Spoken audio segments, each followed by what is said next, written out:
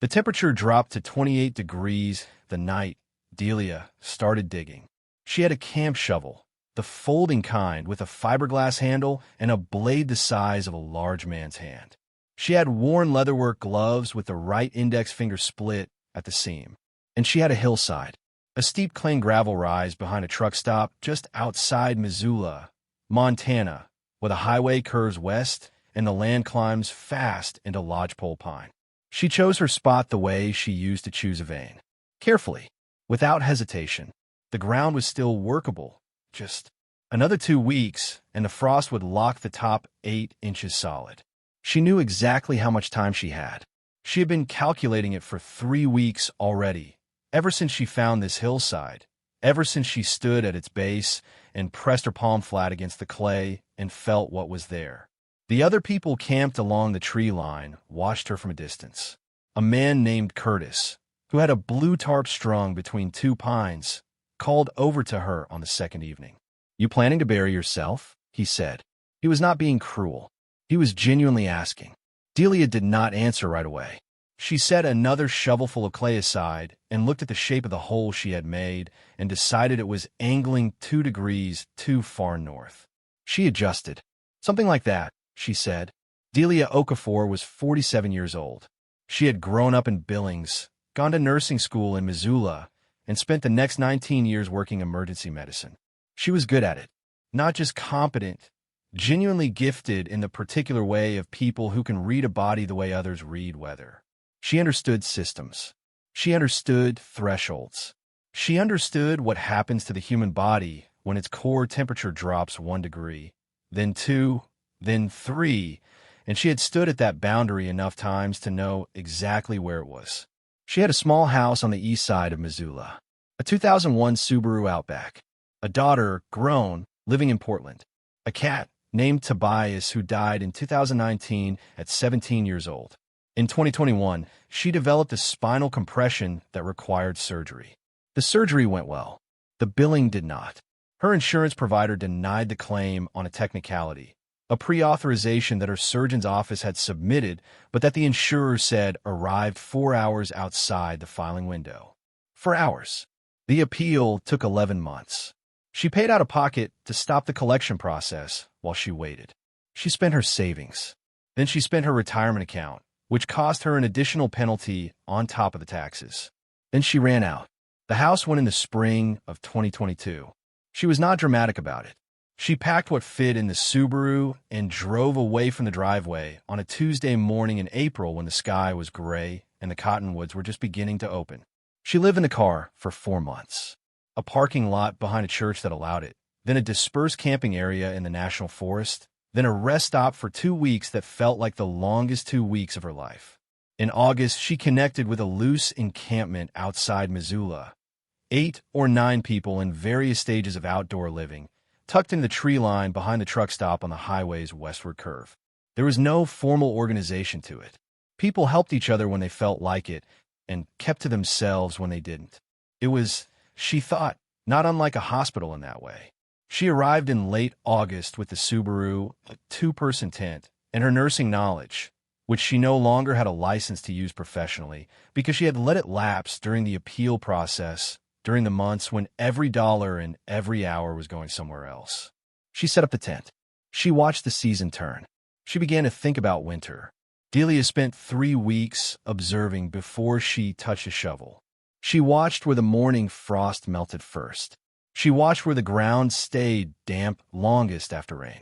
She pressed her hands into the hillside at different heights and different angles and felt the temperature differentials with the skin of her palms, the same way she had once assessed a patient's skin for circulation. The clay-heavy slope held something, a steadiness, the kind of temperature that does not swing, does not spike, does not crash. She knew the principle from nursing school, of all places. A physiology professor had explained it once in the context of hypothermia treatment. The earth below 3 or 4 feet of depth holds a near-constant temperature year-round.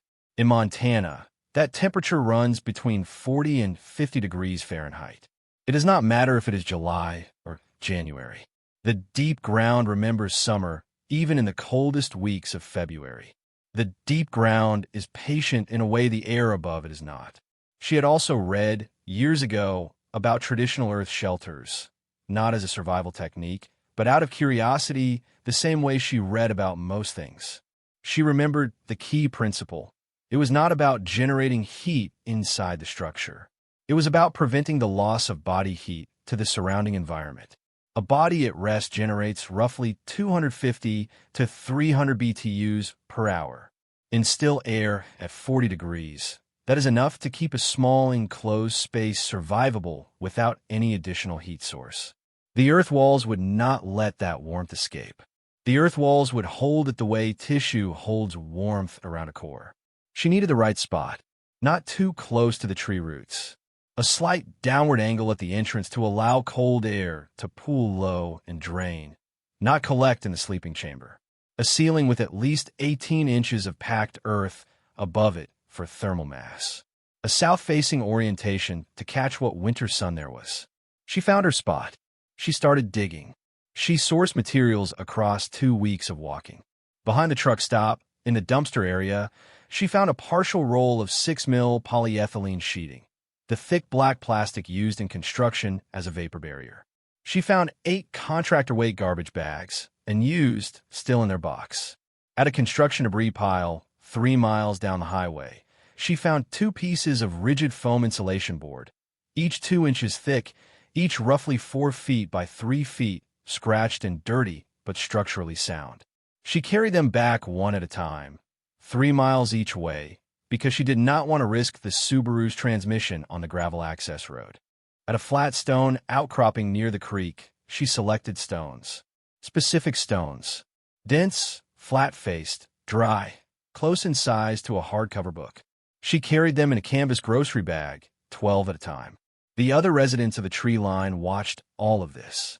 Curtis, with the blue tarp, watched with something between amusement and pity. He was 38, a former long-haul driver who had lost his CDL to a DUI 3 years prior. He was not unkind. He just did not understand what he was seeing. A younger man named Jalen, 24, thin, with a sleeping bag rated to 20 degrees that he had already identified as inadequate, watched with more open curiosity. He asked questions, not mocking ones, real ones. Delia answered them briefly and kept working. The person who worried most was a woman named Sandra. She was 55, had been at the tree line for 2 winters, and had seen 3 different people attempt elaborate shelter builds that failed in ways ranging from embarrassing to dangerous. One man had built a platform structure that collapsed under snow load. Another had tried to heat a sealed plywood box with a propane burner and nearly killed himself with carbon monoxide. Sandra came to Delia on the 4th evening when Delia was cutting the entrance angle. "I'm not trying to discourage you," Sandra said. She had a careful way of speaking, choosing words the way you choose footing on ice. "I just want to make sure you know what you're getting into." "I appreciate that," Delia said. "Do you know what you're doing?" Delia set down the shovel. She looked at Sandra directly. "I spent 19 years keeping people alive when their bodies were shutting down," she said. "I know exactly what I'm doing." Sandra nodded slowly. She did not look entirely convinced, but she did not walk away either. If you want to find out what Delia built into that frozen hillside and what happened when the storm arrived that the Weather Service called the most severe cold event in western Montana in 4 decades, subscribe to this channel and tell me in the comments where you're watching from. Because what Delia Okafor built behind a truck stop outside Missoula is a story about what happens when a lifetime of knowledge meets the one situation where it truly matters. The excavation took 11 days. The first 3 days were the hardest. The top layer of soil was roots and rocks and compacted gravel, and the folding shovel was not built for that kind of work. The blade bent slightly on the 2nd day, and Delia straightened it against a tree trunk and kept going. Her hands blistered through the gloves by day 2. By day 4, the blisters had opened and dried and begun to form the first layer of callus. She dug the main chamber to specific dimensions, 7 feet deep into the hillside, 5 feet wide, 4 feet 6 inches tall at the crown, enough to sit upright, not enough to stand. This was intentional. A smaller interior volume meant her body heat would warm the air faster. Every cubic foot of air she did not have to heat was a margin of safety. The floor she left as packed earth. She read somewhere, once, that earthen floors actually release a slight amount of geothermal warmth in winter, and she had no reason to doubt it. She covered the floor with the contractor bags, doubled, as a vapor barrier. On top of those, she placed a folded moving blanket she had found at the construction debris site, and on top of that her sleeping pad and bag. The ceiling was the critical element. She cut the rigid foam insulation boards to fit the width of the chamber and secured them against the ceiling with notched wood stakes driven into the sidewalls. Above the foam, through the earth she had removed, she packed the material back in layers. Clay first, then gravel, then clay again, compacting each layer with a flat stone before adding the next. She built up 20 inches of packed earth above the foam, 20 inches of thermal mass, a ceiling that would not let the cold reach her. The entrance was a separate engineering problem. She had thought about it for days before she started digging. A standard doorway is a cold trap in reverse. It lets warm air out and cold air in every time it opens. She had seen this problem in the ER in a different form. The trauma bay doors opening and closing in winter, the way the temperature in the bay would drop 4 degrees in 30 seconds with a gurney coming through. The solution in the ER was a vestibule, a double-door airlock that staged the temperature change in 2 steps. She could not build double doors, but she could build a cold trap. The entrance tunnel was 3 feet long and angled slightly downward from the hillside surface into the main chamber. Cold air is heavier than warm air. It sinks. By angling the entrance down, she created a geometry where cold air pooling in the entrance tunnel would tend to stay low and drain rather than migrate up into the sleeping chamber. She lined the tunnel with the polyethylene sheeting to block ground moisture. At the interior opening, she hung a curtain made from 2 sleeping bag liners she had found in a donation bin, sewn together with dental floss and safety pins from her nursing kit. The stone chimney was last. She stacked the flat stone she had carried from the creek into a narrow column in the far corner of the chamber, 8 inches square, rising through a hole she cut in the ceiling between the foam boards. The column had deliberate gaps between every 3rd row of stones. It would allow CO2 to migrate upward and out. It would not allow significant heat loss because the gaps were small and the stone mass would warm from the interior air and radiate that warmth back. She had explained this principle to Jalen, who had started coming by in the evenings and watching. "How do you know it will work?" he asked. "The physics doesn't care whether it works," she said. "It just works or it doesn't based on whether the physics is right." And the physics is right. On day 9, she hit a complication that stopped her for a full day. 3 feet into the dig, she had encountered a dense layer of hardpan, a pale gray clay so compacted it was nearly ceramic. The shovel would not penetrate it. She tried a metal stake from an old tent as a chisel, hammering it with a rock. Progress was 2 inches an hour. She almost rerouted the whole chamber. She sat outside the entrance for an hour in 31-degree air and thought about it. Moving the chamber would mean losing the angle she had calculated, losing the drainage geometry, possibly moving into an area with higher root density. She kept digging. It took 6 hours to get through the hardpan layer. On the other side was dense, stable clay, perfect wall material. The hardpan, she realized, was actually a structural asset. She had dug through a layer that would function as a natural ceiling reinforcement, distributing the load of the earth above. By day 11, the chamber was complete. She had used $14 of her own money, $6 for a box of contractor bags she ran out of, $5 for a roll of duct tape, and $3 for a box of large safety pins from a dollar store. Everything else was found, carried, or already in her possession. Her shoulders ached in a way that felt geological. The muscles across her upper back had developed a persistent low-grade burn that she recognized clinically as a stage 1 overuse response in the trapezius. She stretched against a tree every morning for 15 minutes. She ate protein whenever she could find it. On the 11th night, she did not sleep inside yet. She sat at the entrance and looked at what she had made and felt something she could not immediately name. Not pride exactly, more like recognition.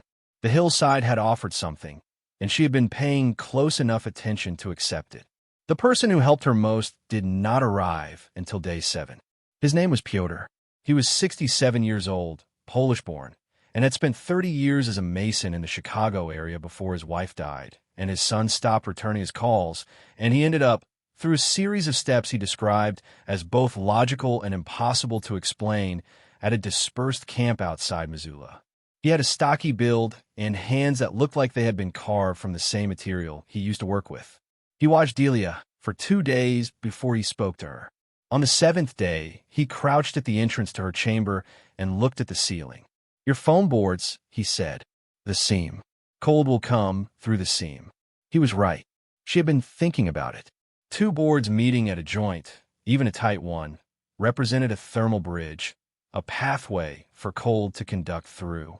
Piotr reached into the canvas bag he always carried and produced a partial tube of roofing caulk, the kind used to seal flashing. He had found it, he said, 3 weeks ago, and kept it because you never throw away caulk. "May I?" he said. She handed him a stick to use as an applicator. He sealed the seam in 4 minutes with the precision of someone who had done 10,000 of them. He had lost his masonry business in 2020 when a general contractor he had worked with for 12 years went bankrupt and took $34,000 of Piotr's build work down with him. The lawsuit was still pending. He had not been back to Chicago. He came by every day after that. He did not do her work. He looked at what she was doing and said, occasionally, 1 or 2 specific things. She listened to all of them. On the 12th morning, Delia climbed into the chamber for the first time with the intention of staying. She had a digital thermometer, a small medical one from her nursing kit, the kind used for tympanic readings, but accurate to within half a degree for ambient air. She placed it on the sleeping pad and closed the curtain door behind her and lay still. She lay there for 20 minutes. She did nothing. She generated body heat at rest and let the chamber do what she had designed it to do. Then she read the thermometer. 38 degrees Fahrenheit. Outside, the air temperature was 7 degrees. A differential of 31 degrees. With no heat source. With nothing but packed earth, 2 inches of foam, a vapor barrier, flat stones, and 1 human body. She lay there for a while longer. The silence inside was different from the silence outside. It had a density to it, a stillness that the wind could not reach. She could hear her own breathing. She could feel the slight give of the earth beneath the sleeping pad.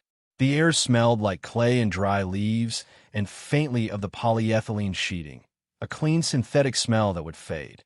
38 degrees was not warm. She would eat her sleeping bag and a hat and layers. But 38 degrees was survivable. 38 degrees was a baseline from which a human body could work. 38 degrees at the floor of Montana winter was the difference between waking up and not waking up. She did not cry. She had thought she might, and then when the moment came, she found there was nothing to cry about.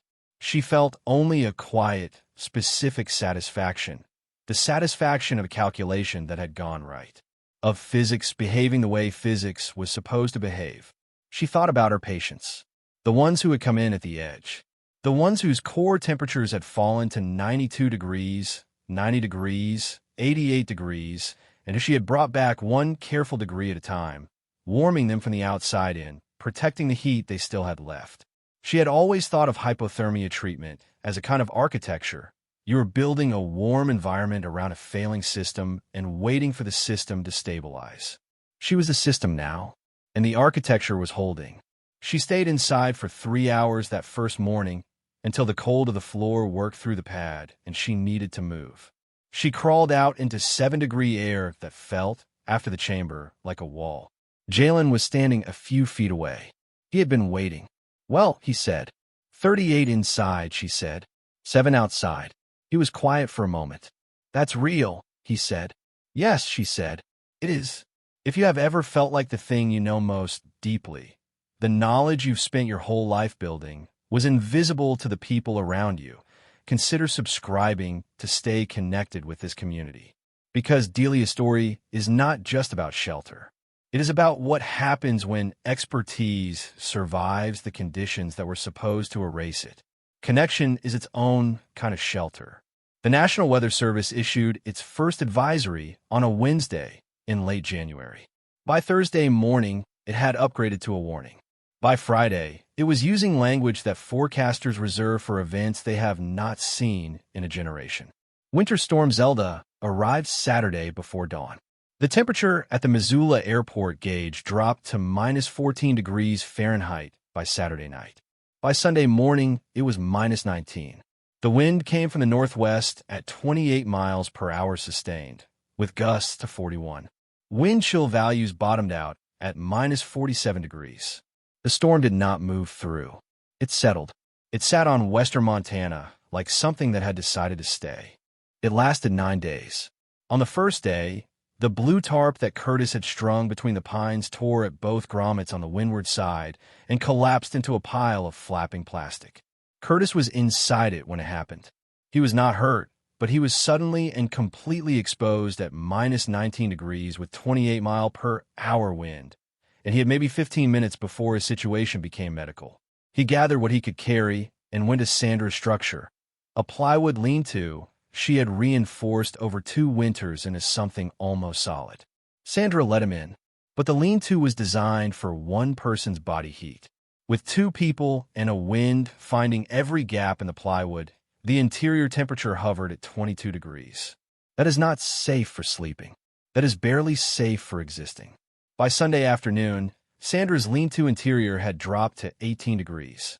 She and Curtis were in their sleeping bags, fully dressed, wearing every layer they owned, and they were still cold in a way that does not respond to layers alone, the specific creeping cold of a space that is losing the fight.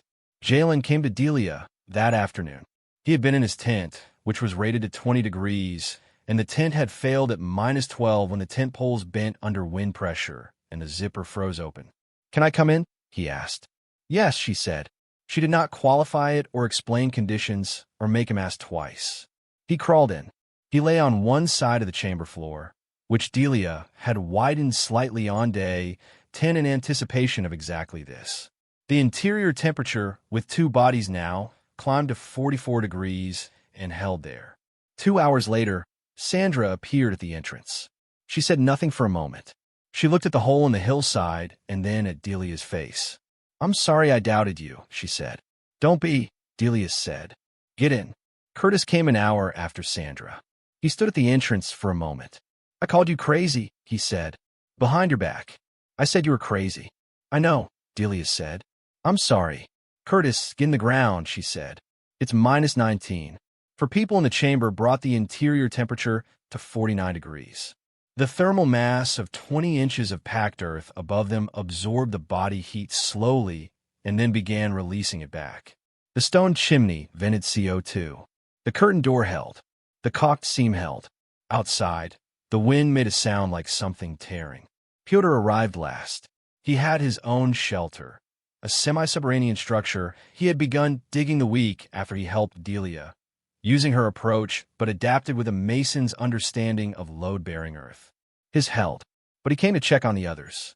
He crouched at the entrance and looked in at 4 people lying close in a clay chamber under a hillside in the worst winter storm in 40 years. "Good," he said. He looked at Delia. "Good." He went back to his own shelter. On the 4th night of the storm, an encampment 2 miles down the highway, 8 people in a mix of tents and vehicle shelters, was found by a county sheriff's deputy who had driven the highway loop as part of a welfare check protocol. 3 of the 8 had hypothermia significant enough to require hospitalization. One man, 71 years old, did not survive. He had been alone in a sedan with a cracked window seal and an inadequate sleeping bag, and the cold had found him before anyone else did. The deputy's welfare check reached the truck stop tree line on day 5. He found 4 people in a hole in a hillside, warm and intact, with a digital thermometer reading 51 degrees. He stood at the entrance for a long time. "Wow," he said. "Thermal mass," Delia said. "The earth below 4 feet doesn't freeze. It stays between 40 and 50 degrees year-round. I build inside that temperature instead of trying to fight the temperature outside." The deputy wrote something in his notebook. He looked at the caulked foam ceiling. He looked at the stone chimney. He was quiet for a moment. "Is there anything you need?" he said. "We're fine," Delia said. "Thank you for coming." The storm broke on day 9. The temperature rose to 12 degrees above zero, and it felt, after what had preceded it, almost gentle. Curtis was the first one to ask real questions. He sat outside the entrance on the morning after the storm broke, drinking instant coffee from a camping mug, and he watched Delia emerge from the chamber and stretch her back. "Walk me through it," he said. "The whole thing. Why it works." She did. She took 40 minutes and a stick in the dirt and explained thermal mass, vapor management, cold air drainage geometry, and why the entrance tunnel angle mattered. Curtis listened with the focused attention of someone who had spent years driving a truck through winter weather and understood, viscerally, what cold could do. "I could build one," he said. "Not a question." "You could build a better one," she said. "You've got more upper body strength than I do." Sandra asked about the foam insulation, where to find it, how much you needed, what substitutes existed if you couldn't find it. Delia told her about rigid foam, but also about packed dry leaves in contractor bags, which provided an R value roughly equivalent to low-grade insulation board and could be found for free in any season. Sandra took notes on a folded piece of paper. On day 3 after the storm, a woman named Dr. Anita Chowdhury arrived. She was an associate professor in the Environmental Studies Department at the University of Montana, and she had been conducting research on informal housing in dispersed camping areas when the storm hit and the county welfare reports began crossing her desk. She had heard, through the deputy's informal report to a county social services coordinator, about a woman in a hillside shelter behind the truck stop. Dr. Chowdhury spent 4 hours with Delia. She brought a camera, a thermal imaging gun, and a notebook. She asked precise, knowledgeable questions. She took thermal readings of the interior and exterior walls. She documented the entrance geometry, the chimney design, the vapor barrier layers. When she left, she said, "I would like to write about this, with your permission, for a practitioner journal, and potentially as a workshop curriculum." Delia gave permission. She asked for one condition, that the write-up acknowledge the thermal physics clearly enough that someone with no engineering background could replicate it. Not a complicated paper. A guide. Dr. Chowdhury said yes. Delia sat outside the entrance that evening and watched the last light go off the mountains. She thought about her patients, about the ones she had brought back from the edge, about the years of watching bodies fail and understanding, in precise physiological terms, why they were failing and what to do about it. She thought about the 4 hours billing dispute, the 11 months of appeal, the Tuesday morning in April when she drove away from her house. None of it had erased what she knew. None of it had touched that. Delia Okafor spent 2 more winters at the truck stop Hillside. She extended and improved the chamber each fall, widening it by 14 inches, adding a second foam layer to the ceiling, building a proper cold trap vestibule with a frame made from salvaged lumber. By the second winter, it was sleeping 3 people comfortably at temperatures as low as -22 degrees Fahrenheit. In the spring of her 3rd year, she connected with a community health organization in Missoula that was training outreach workers to assist people in dispersed camping situations. She began consulting with them on shelter safety. Not officially, not with a license, with knowledge, which she had in full. Dr. Chowdhury's Practitioner Journal article was published. It included a simplified diagram and a materials list. It was shared by 3 different organizations working with unhoused populations in northern states. Delia knows this because Dr. Chowdhury told her. She has never read the article herself. Piotr eventually made it back to Chicago. His lawsuit settled for considerably less than the $34,000 he was owed. He used part of it to visit his son, who had, in the intervening time, started returning his calls. Jalen got into a transitional housing program in the spring. He sent Delia a text message on the day he moved into his apartment. It said, "I think about the physics of it a lot. How the ground remembers summer. Curtis is still at the tree line. He built his own earth shelter the following October. It is by every measure structurally superior to Delia's original. He helped 2 other people build theirs that same fall." Delia herself found a room in a shared house in Missoula in late 2024. She is working on reinstating her nursing license. The process is long and the fees are substantial, and she is doing it anyway, one step at a time, the same way she dug through hardpan in November with a bent folding shovel. What she built was not just a shelter. It was a proof. A proof that knowledge does not leave a person when their circumstances collapse. That 19 years of understanding how a human body fails and what it needs to survive does not become worthless when the institution behind it disappears. People dismissed her because she was digging a hole in a hillside behind a truck stop. They saw the surface of the situation and decided they understood it. They saw a woman with a camp shovel and they stopped looking. That cost them 9 days of real cold before they understood what they had been standing next to. It is worth asking yourself, how many times have you done the same? Looked at a person's circumstances and decided you already knew what they did or did not understand. Decided that expertise and a stable address were the same thing? They are not the same thing. They have never been the same thing. Delia knew that before she arrived at the hillside.